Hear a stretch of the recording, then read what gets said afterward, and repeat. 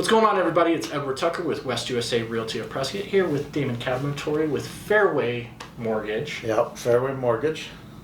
I was trying to get it right. Yeah, no, it's close.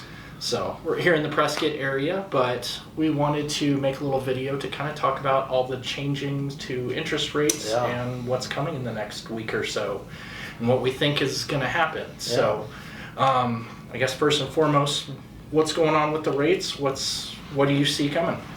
Yeah, so I mean, you know, it's a volatile time out there, as it's been honestly for the last, I'd say 2.5, 3 years. Right. And realtors have really been seeing it in the last 2 years, I would say. You know, that first year, I mean, obviously the last 5 years in real estate's been up and down, right? So we went from, you know, writing 10, 15 offers for clients just to get them into a property. Seriously.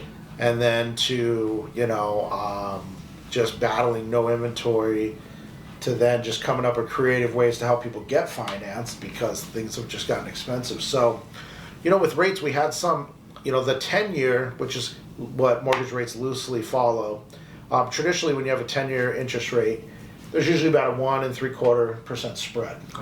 Last 2 years or so, 2.5 years, it's been about a 3% spread because there's no appetite to buy them. The bonds, okay, because the Fed used to be the biggest buyer. So what that has done is obviously increase interest rates.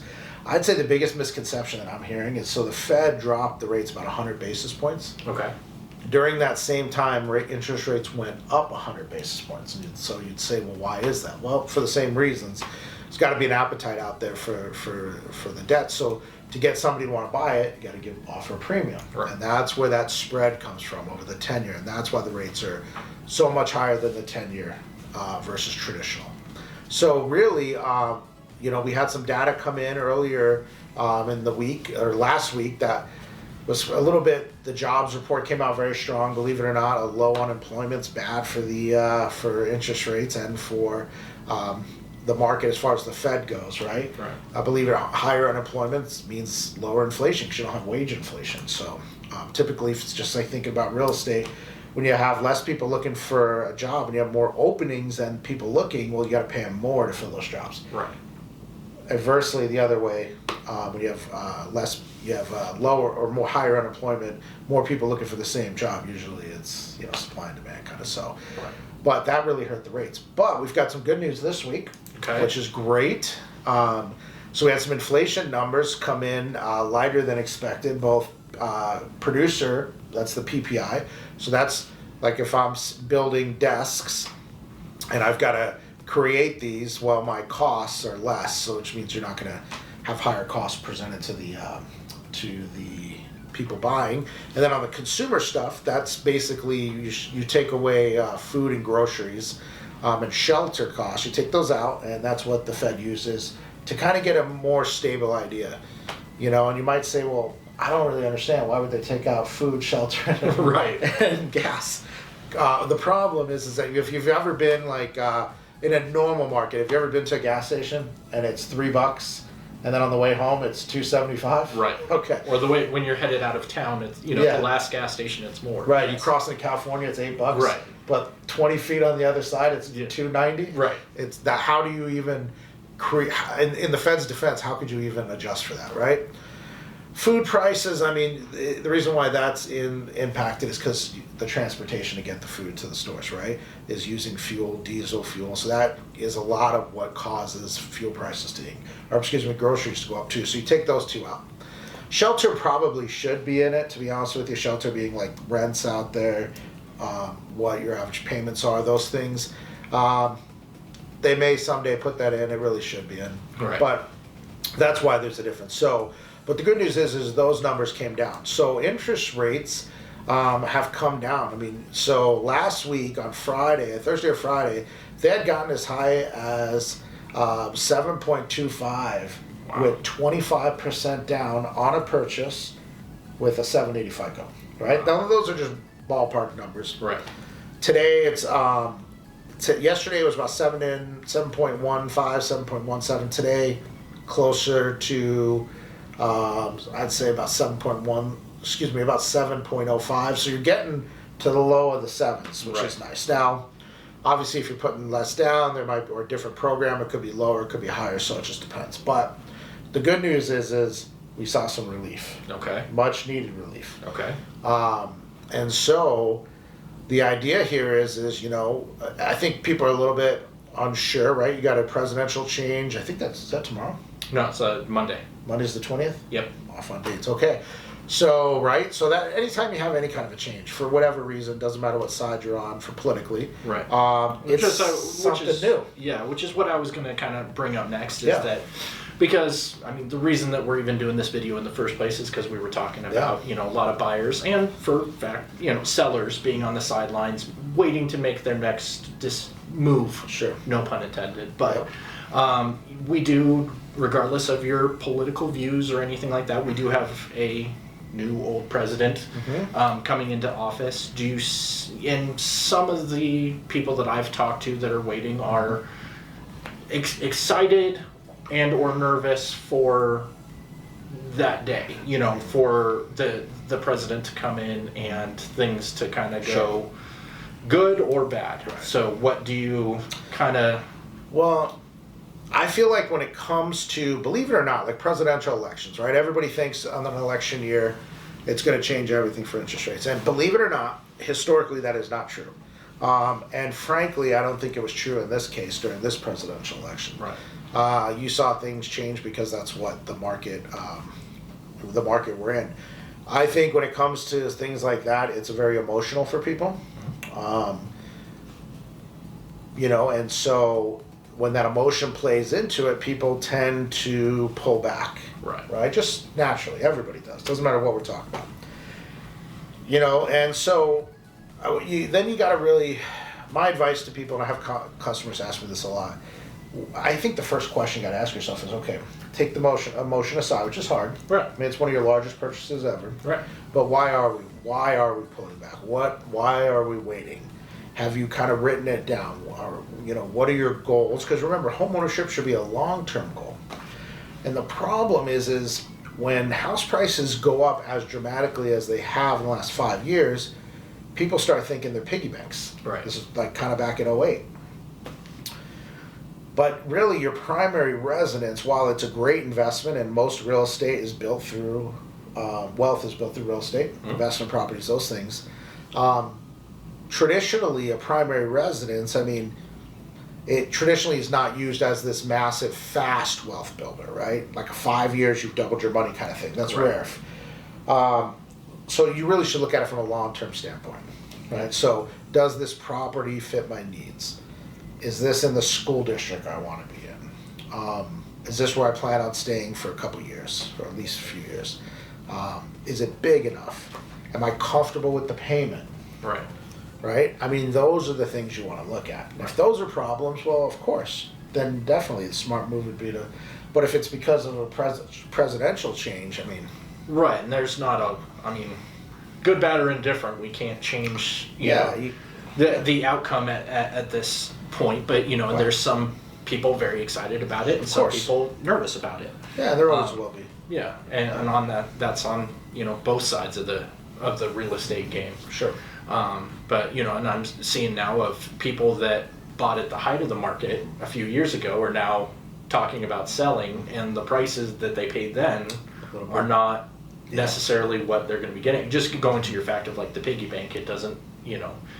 I mean, real estate, it's like the stock market. That's really what you should look at, right? The stock market and real estate do not move in a straight line. They don't move like this. They have ups and downs, but where you start and where you finish, typically over a period of time, the ending is usually higher, right? Because you've had time, you know, the value of the investment has changed, different things factor in.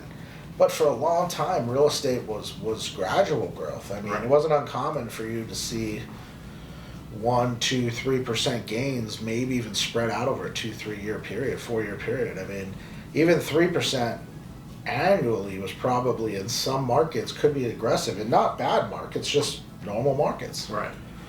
You know, and that's actually probably a better thing, to be honest with you, healthier thing for the world, because what we're experiencing today is the after effects of rising prices and rising interest rates and affordability worst I think it's ever been.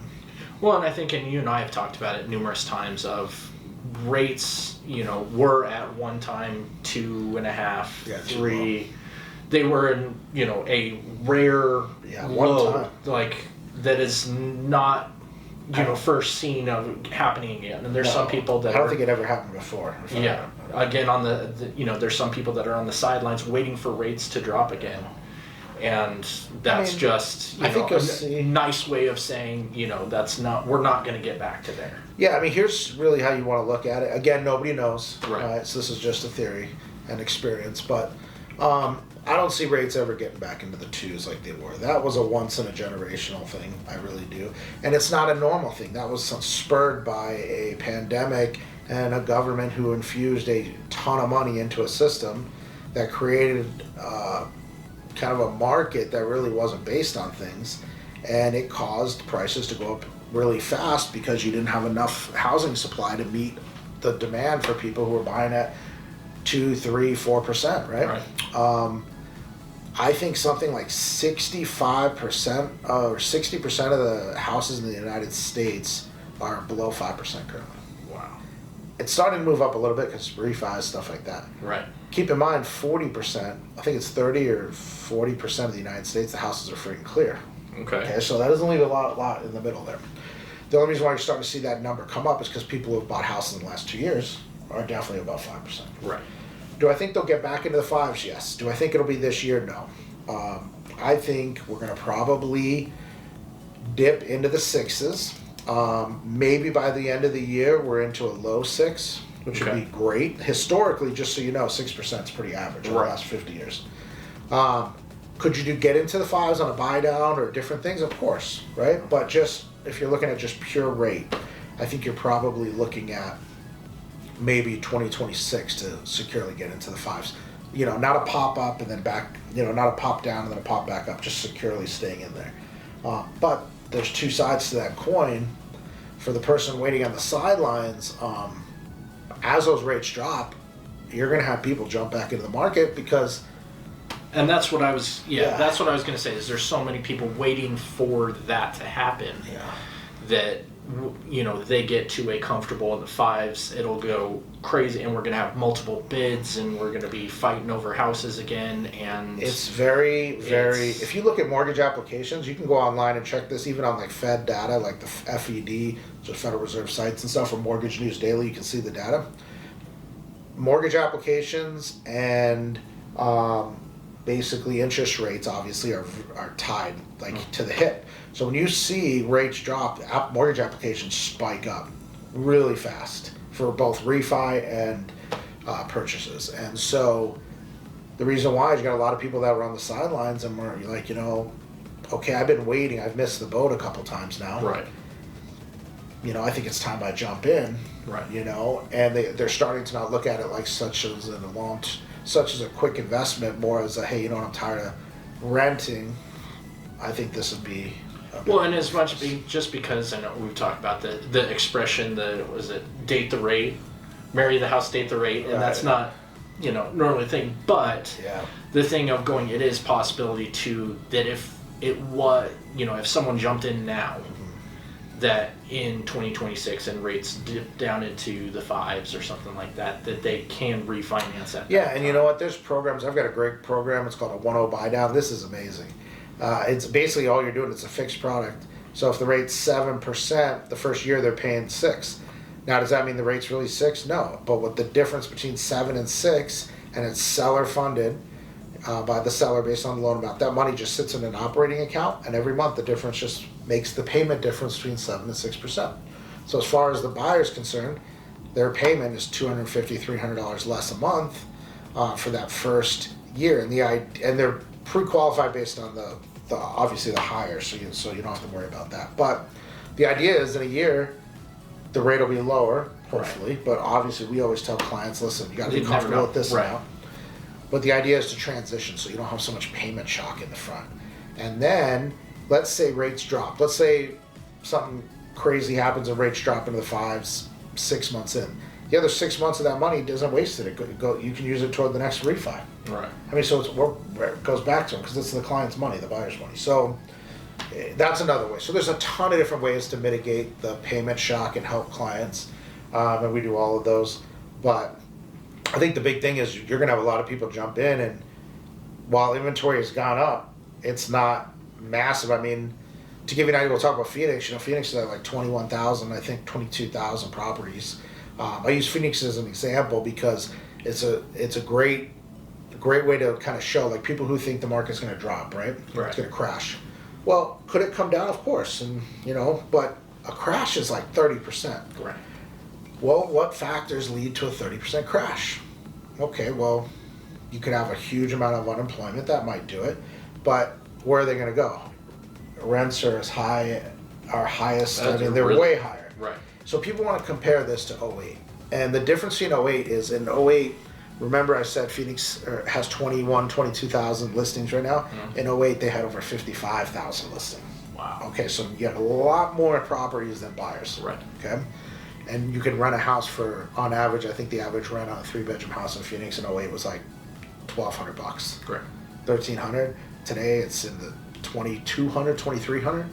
So, and people have put a lot of equity into these properties, right? And the loans are a lot different. And so I don't think you're going to have that, and so waiting for that crash, I mean, it's like trying to time the stock market. It never really works out well. You never know which way it's going to go and everything. And so that's why it's kind of... Yeah, I mean, and these days it's different. The reason why people have such a hard time with economists and they get upset because they're like, how could they not know what's happening? This is what their job is, like a weatherman. Right. Well, in all fairness, you have got so much government influence that keeps getting thrown into the economies, right? Mm-hmm. Well, you can't really predict that. Right. The models don't work for something like that. Right. And so then they got to go off of skewed data, and it's tough, so. Yeah. And it's one of those, like you kind of touched on it, that it's like, rates rates start dropping, more inventory, but it's, that competition over that house that you like, and it just gets depressing. Yeah, I mean, it can be painful, right? I mean, you want to buy a house for your family and take care of people and make it more secure maybe for your children, right? So and that's all great, and that's what we're really here about. It's the American dream. Used to be that was the definition of middle class. Right. I don't know really if that's the case anymore. Now it's just something it's just a great goal to get to, right? Well, and historically, it's kind of rates start dropping, well, prices start going up for homes. Yeah, unless you really, and the only other way you might get some stability out of the house prices, or maybe even a little bit of a drop, is if the rates came down to 5, let's say, right? And now you've got a bunch of people that own their properties that are at 3.5%, 3 3/4, and the 1.25 is not worth it anymore to stay where they're at, right? They can absorb it with the equity difference that they built up. They can absorb it. Right now, when it's 7 and they're at 3, that's just too much of a stretch for them, because people who are trying to downsize or wind up have a bigger mortgage than they did on their bigger house before, right? I mean, so it didn't make sense. So what might help is, as these people start to maybe list their properties, that'll help with the inventory, and that could keep prices a little more stable, which would be great news. Yeah. So that would be good. Believe it or not, I think there's a statistic out there, like 70% of the properties purchased in the last 2 years, homeowners are not happy with them. Yeah. A lot of that's because they didn't have a choice, because everybody was going for the same stuff. So some people were buying. I had clients buy without even stepping foot in them. Yeah. Like realtors were running around with GoPros, and it's just crazy, right? Yeah, it happened where it was just, hey, we can't grab anything else, we'll take it, and sometimes it works and sometimes it doesn't. Yeah, so I mean, those people might say, hey, it's time, or maybe they bought something in areas where they're having trouble with some insurance. Right. That was going to be one of the things that we're touching on. We're struggling with on the daily of, we live here in the Prescott area, which is surrounded by national forest, and there's a lot of forested areas, and right now, given California said it, but we were seeing it beforehand of insurance and finding home insurance and companies that'll actually cover some of these homes. A lot of them are just saying, nope, nothing in this zip code, and it's starting to be a little bit closer, if it's a forested area. So some people are looking for, a cabin in the woods and are wanting that, and that's really difficult to find coverage for. Yeah, and if you do find it, I mean, what are you going to pay? Right. I mean, you start adding $3,500. I know a gentleman that actually owns a cabin in Prescott, back in there by Potato Patch. I think his premium was up to like $3,500 a year. And you start to, well, what's to say it's not going to be $5,000? Yeah, I've heard 3,500 up to 6,000. So you add that to your house payment, or even if you're free and clear, you add that. I mean, that's a chunk of change, and that you're paying just for the insurance. That can sway things a little bit. So that might bring property values down a little bit over there too. Yeah. Might make some properties a little more affordable, and maybe it'll take a little bit of time. I don't think the fires in California are going to help us in any way. In fact, that's probably going to really hurt us from a few different standpoints. But on insurance, absolutely. Unfortunately, it's just part of, part of life. You started to see it happen a lot.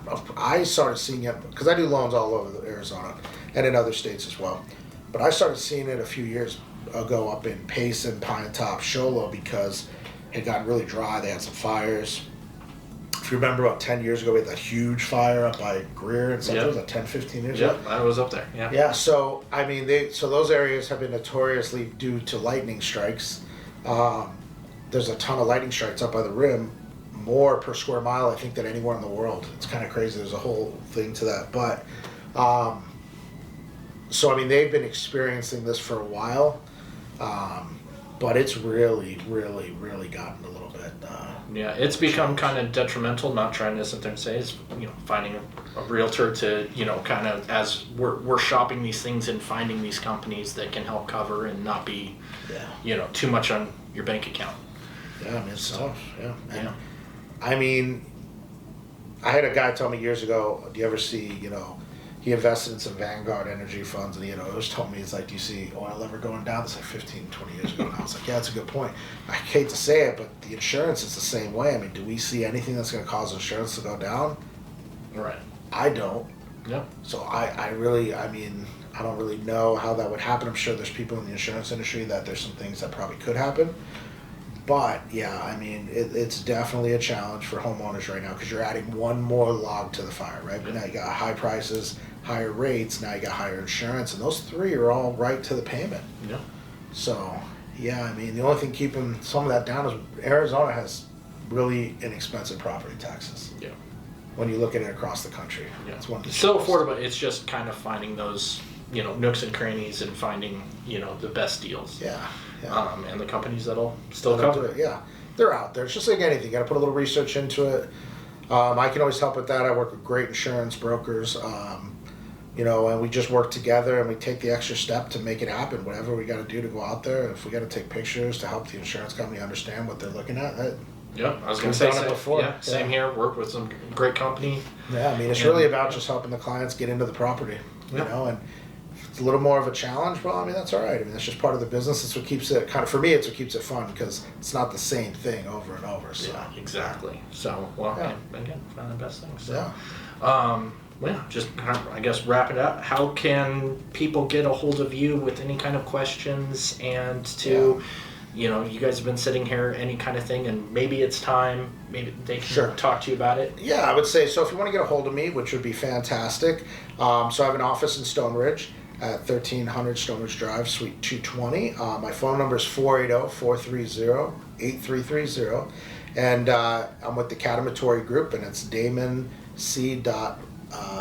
Damon C. at fairwaymc.com. Biggest thing is just you can send me a text. Ward, I think you can put my information up on this. I was like, I'll put it up right here. It's a lot easier, my last name, but really the biggest thing is I can work numbers up for you and tell you what you're looking at. If you guys property specific, we can put that together for you before you even make an offer for every one of my clients.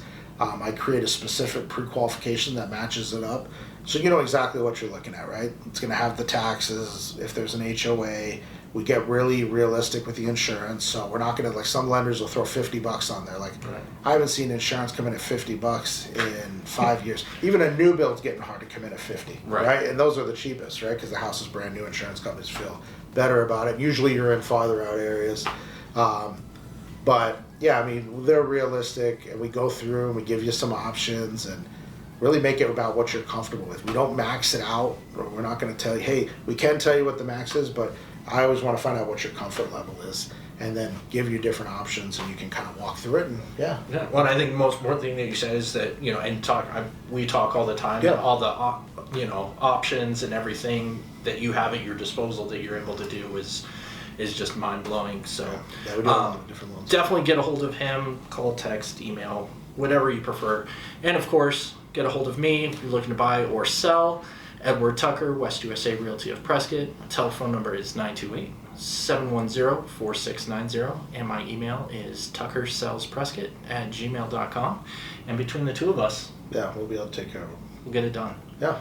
So, definitely time to buy, and yeah, our goal is to help you get off the sideline. It really is always a good time to buy. It sounds cheesy, but it really is. Unless you're planning on selling a year later, then you want to be careful. Yeah. Yeah. You really can't go wrong. So, yeah. Give us a call, and we're going to try and do some regular kind of update things. Yeah, we're going to start doing this once a month, and some other stuff we're going to be doing, dabbling around. This year's going to be pretty interesting. Yeah. We're going to get pretty creative with these videos, so I like it'll be good. Yeah. So, all right. All right. Till the next one. See you guys. Bye.